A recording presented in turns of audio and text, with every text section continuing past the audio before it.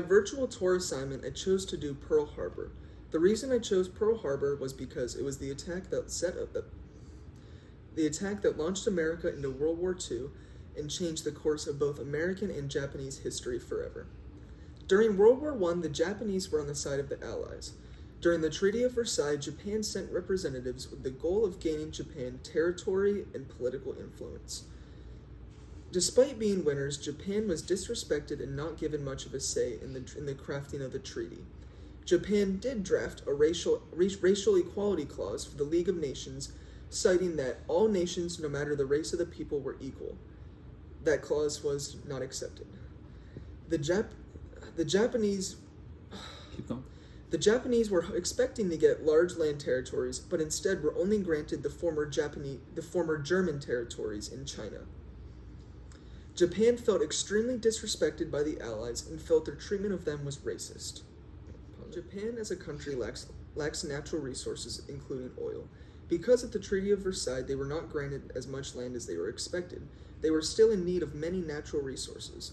Because of that, they relied on invading and acquiring land from other countries, including China and many Pacific islands. This scared the U.S. because the U.S. controlled many lands in the Pacific.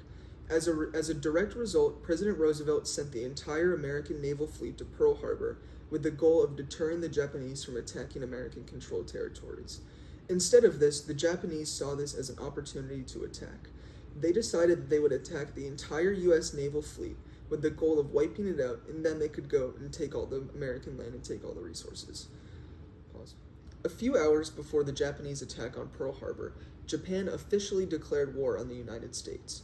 The United States, however, was completely unaware because the telegram to the Japanese embassy took way too long for the Japanese to decode. By the time the message got to the U.S., the attack had already begun. On the morning of December 7, 1941, Japanese planes took off from a Japanese fleet not far from Hawaii. Some soldiers that were posted on a radar station noticed what appeared to be 50 planes flying into Hawaii. Viewing this as odd, they decided it would probably be a good idea to let their superiors know.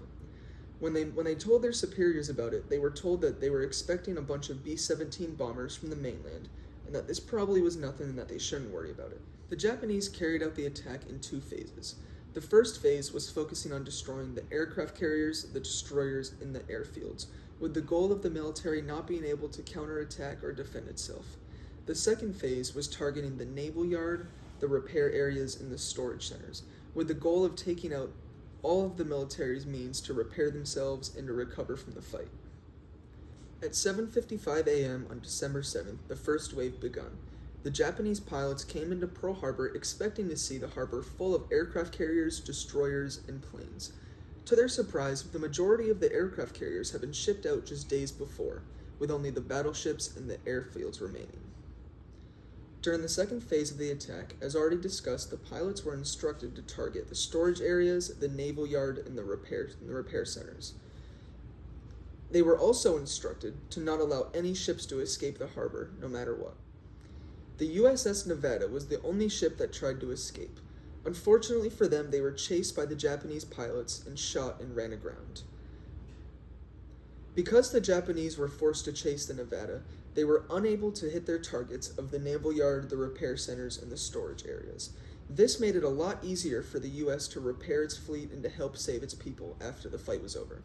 The attack lasted about 2 hours and killed a total of 2,403 American soldiers, with 1,177 of them dying on the Arizona alone. I really enjoyed taking the virtual tour. What I liked the most was being able to see all of the pictures and to put myself into the shoes of someone there that fateful day. You can never fully grasp the power of history until you see it firsthand. The pictures, although they didn't allow me to get a complete picture of what that day may have been like, it did in a sense allow me to get a small scope into what that day may have been like for people. I also liked how the tour had a map that showed you what part of the island each photo was taken on, as that allowed me to see the whole scope of the attack. Lastly, I enjoyed the short clip from President Roosevelt's speech to Congress. The line about "a day that will live in infamy" is such a famous line it gives you chills. And that will conclude my presentation. Thank you so much for watching.